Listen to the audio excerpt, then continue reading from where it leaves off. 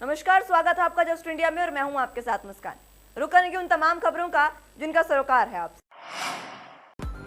खबरों के प्रायोजक हैं आरोग्य मास्क लगाएं, कोरोना से सुरक्षित रहें। एशियन कलर कोटेड इस्पात लिमिटेड, आपका विश्वास हमारी पहचान।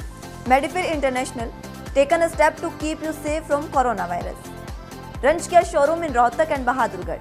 शोरूम पर आएं, टेस्ट ड्राइव लें और गाड़ी बुक कराएं। चलिए तो बुलेटिन का आगाज इस वक्त की बड़ी खबर के साथ करेंगे। इस वक्त की बड़ी खबर बता दें आपको जबलपुर से, जहां पर एक ऑटो चालक की बेरहमी से पिटाई का मामला सामने आया है। उसकी वीडियो भी वायरल हुई। ये वीडियो आपकी टीवी स्क्रीन पर आपको दिखा रहे हैं हम। वीडियो जिसमें मात्र टक्कर लगने का ये मामला था, जिसमें ऑटो चालक से बाइक सवार को टक्कर लगी और उस पर बाइक सवार ने बेरहमी से ऑटो चालक की पिटाई कर दी। और देखने वाली बात ये कि वहां पर जो लोग खड़े थे वो भी तमाशबीन बने खड़े रहे। किसी ने भी ये जहमत नहीं उठाई कि कोई या तो उससे बचा ले, उन दबंगों के चंगुल से छुड़ाए, या फिर पुलिस को ही सूचना दे दे। किसी ने भी ये जहमत नहीं उठाई और वो युवक, वो ऑटो चालक बेरहमी से पिटता रहा और जो युवक थे, दबंग थे, वो उसे बेरहमी से पीटते रहे। टीवी स्क्रीन पर आपके ये वीडियो हम आपको दिखा रहे हैं, जिसमें बिल्कुल साफ तस्वीरें आप देख सकते हैं किस तरह से पिटाई उस युवक की जा रही है। कोई कसूर नहीं था उसका, मात्र इतना कि उससे गलती से ही टक्कर लगी थी, जिस पर युवक ने, दबंगों ने उसकी बेरहमी से पिटाई कर दी।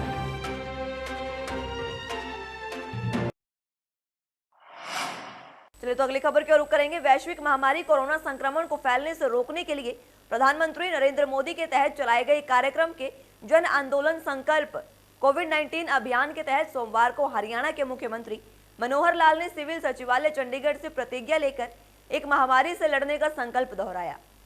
मुख्यमंत्री के साथ मुख्य सचिव विजय वर्धन और उनके अलावा अन्य वरिष्ठ प्रशासनिक अधिकारी और कर्मचारियों ने भी कोविड-19 से लड़ने की प्रतिज्ञा ली। इस मौके पर मुख्यमंत्री ने कहा कि प्रदेश में लगातार जागरूक अभियान चलाया जा रहा है। बाद में पत्रकारों से बातचीत में मुख्यमंत्री ने कहा कि कोरोना महामारी का प्रकोप भले ही कम या ज्यादा हो रहा है, लेकिन ये अभी भी जारी है। इसलिए प्रधानमंत्री नरेंद्र मोदी ने आम जनता को हमेशा सावधान रहने के लिए जन आंदोलन अभियान की शुरुआत की है। इस कड़ी में प्रदेश भर में स्वयं सतर्क रहने और दूसरों को भी जागरूक करने की शपथ दिलाई गई है। कोरोना की जो महामारी है, मार्च से लेकर के और अब तक लगातार चल रही है। इसमें कभी कभी बीच में सुधार भी होता है, लेकिन हमेशा इसमें सावधान रहने की आवश्यकता है। प्रधानमंत्री जी ने आह्वान किया कि समाज के सब लोग, अग्रणी लोग खास करके, उसमें शपथ लें और इस कोरोना की महामारी से बचने के लिए हर किसी नागरिक को स्वयं आगे आना चाहिए। तो प्रधानमंत्री जी की ओर से ही जो उन्होंने स्वयं भी शपथ ली है, उस शपथ को सभी कर्मचारी, सभी नागरिक, सभी संस्थाएं उसको लें।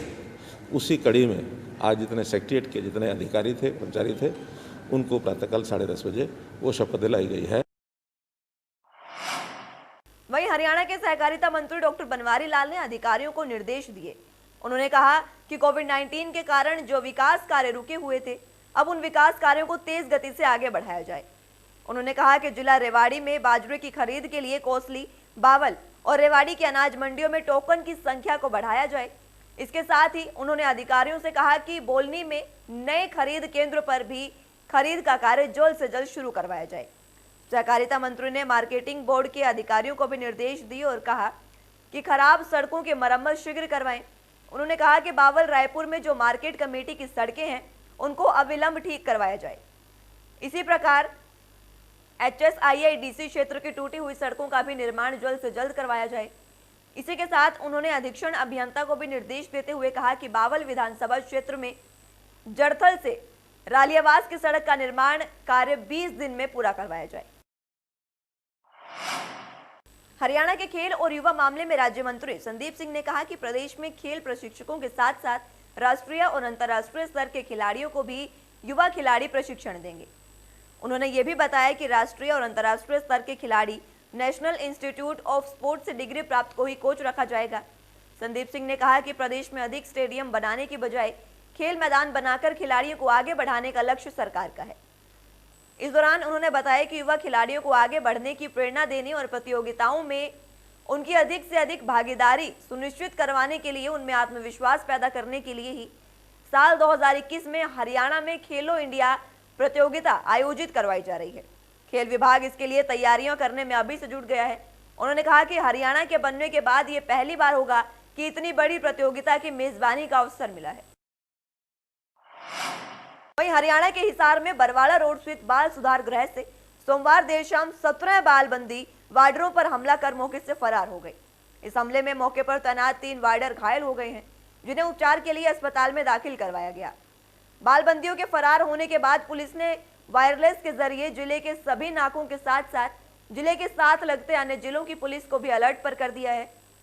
पुलिस फरार बाल बंदियों को अभी तक नहीं पकड़ पाई है। वहीं घटना के बाद एएसपी उपासना यादव ने बाल सुधार गृह का दौरा किया और स्थिति का जायजा लिया। इसके बाद मौके पर फोरेंसिक टीम भी पहुंची, जिसने घटनास्थल से सुराग जुटाई। जानकारी के मुताबिक सोमवार शाम करीब 6 बजे बाल बंदियों को बैरकों से निकालकर उनकी गिनती की जा रही थी। गिनती पूरी होने के बाद उन्हें खाने के लिए ले जाया जाना था, लेकिन अचानक से कुछ बाल बंदियों ने वहां तैनात वार्डरों पर हमला कर दिया और अचानक हुए इस हमले से वार्डर को भी कुछ समझ नहीं आया और बाल बंदियों ने लकड़ी के बिंडो आदि से जो भी उनके मौके पर सामने आया उस पर ताबड़तोड़ हमला कर दिया। बालबंदी वोटर की जेब से चाबी निकालकर ताला खोला उन्होंने और वहां से फरार हो गए। वहीं हमले में वार्डर तलविंदर, सुनील और चंद्रकांत घायल हुए हैं, जिन्हें इलाज के लिए अस्पताल में भर्ती करवा दिया। वहीं विद्यार्थी परिषद और जेआर होम्योपैथी कॉलेज के छात्रों के संघर्ष की जीत हुई है। दरअसल 29 दिनों के धरने के बाद अब उन्हें न्याय मिला है। छात्र नेता सन्नी नारा ने बताया कि विद्यार्थी परिषद गए होम्योपैथी के छात्रों का 29 दिन का संघर्ष रंग लाया है। जिस प्रकार से ये न्याय की लड़ाई 29 दिनों तक चली, इसमें विद्यार्थी परिषद छात्रों के साथ कंधे से कंधा मिलाकर खड़ा रहा और इस लड़ाई को निरंतर लड़ा गया। जिन बीएचएमएस छात्रों के दाखिले 3 साल की पढ़ाई के बाद रद्द कर दिए गए थे, अब उन्हें केंद्र सरकार ने दाखिलों के लिए हरी झंडी दे दी है और अब वो सुचारू रूप से अपनी आगे की पढ़ाई कर सकेंगे। आखिरकार विद्यार्थियों को न्याय मिला और उनका संघर्ष, उनका भविष्य जो है वो अंधकार में जाने से बच गया है।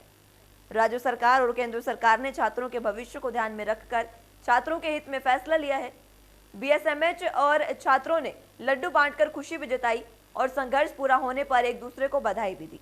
वहीं केंद्र सरकार का फैसला आने के बाद छात्रों के चेहरे पर खुशी की लहर दौड़ गई।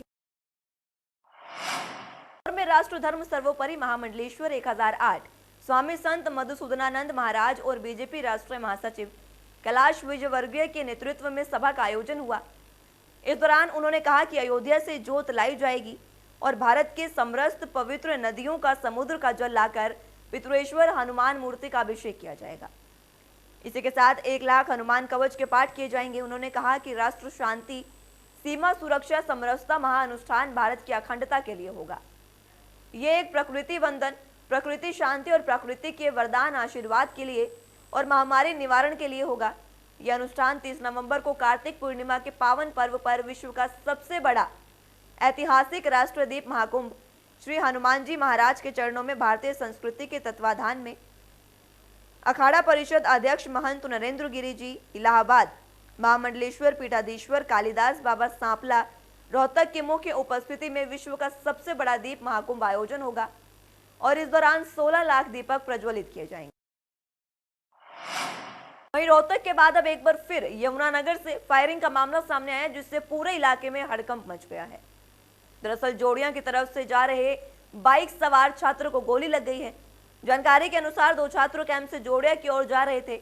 जैसे ही जोड़िया के पास किसी काम से रुके, तभी एक काले शीशे वाली i20 कार आई और उसमें सवार बदमाश छात्रों ने छात्रों पर गोलियां दागना शुरू कर दिया और वहां से फरार हो गया।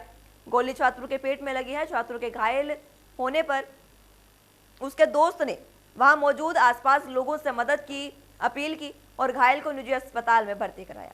वहीं इस घटना की सूचना मिलते ही थाना फकरपुर की टीम और सीआईए 1 मौके पर पहुंची। इस मामले में पुलिस ने आर्म्स एक्ट और हत्या के प्रयास का मामला दर्ज कर जांच शुरू कर दी है। वहीं घटनास्थल के आसपास के इलाके की सीसीटीवी भी खंगाली जा रही है। मैं मोटरसाइकिल पे जाते थे, तेल पवाने जाते जी, वहाँ पे कार सवार i20 कार थी, जेड ब्लैक शीशे में। ये नहीं पता जी वो मेरे गोली मार रहे थे या किसी और के मार रहे थे। तो किस जगह की घटना? ये जोड़ियों की मोटरसाइकिल पे जाते एक सामने से i20 गाड़ी आई। उसने पहले शीशा उतारा अपना और काले शीशे लगे थे उसके। और फिर नितिन मेरा दोस्त नीचे उतरा, उसने चीख मारी उड़ते ही। और फिर जब वो गाड़ी वाले सीधा नो कोई नंबर प्लेट नहीं और ब्लैक शीशे थे, काली फ्रेम लगी। देखो जैसे कंट्रोल रूम से सूचना मिली है कि जोड़ियों गुरुद्वारे के पास गोली चली है और मजरूब जो इलाज के लिए शर्मा अस्पताल में दाखिल है, तो हमने वहाँ पर जोड़ियों गुरुद्वारे के आसपास पता किया, जो वहाँ से अभी कुछ पूरी सूचना प्राप्त नहीं हुई और अब शर्मा अस्पताल में आ गया है और हमने मजरूब के बयान लिख लिए हैं। बयान लिखने के बाद हम FIR लॉन्च कर रहे हैं और आगे जो भी तफ्तीश में आगे सामने आएगा उसके हिसाब से कार्रवाई। खबरों के प्रायोजक थे Be Fast Fit, India's fastest growing fitness chain, now at Rohtak D Park. Corona महामारी से लड़ने के लिए आरोग्य मास्क लाया है आपके लिए सबसे आधुनिक मास्क। इसके साथ ही आपको मिलेगी आधुनिक PPE किट, वो भी बहुत ही सस्ते रेट पर। contact@arogyamask.com पर जाएं और हमसे संपर्क करें या फिर www.arogyamask.com से जुड़ें। इसके साथ ही आप हमें कॉल कर सकते हैं। हमारा पता है Anand international, plot number 181, Panipat, Haryana.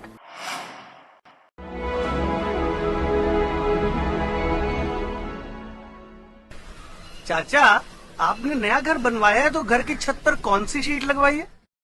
बेटा, मैंने अपने घर की छत पर एशियन शीट लगवाई है क्योंकि वो कभी न मिटने वाले ओरिजिनल निशान की चादरें हैं। साथ में ISI का चिन्ह, 5 साल की वारंटी के साथ साथ पैसों का सही मूल्य देने वाली वही इकलौती शीट्स हैं। क्योंकि नाम नहीं, पहचान जरूरी है। फिलहाल के लिए इतना ही। जुड़ रही है जस्ट इंडिया के साथ। नमस्कार।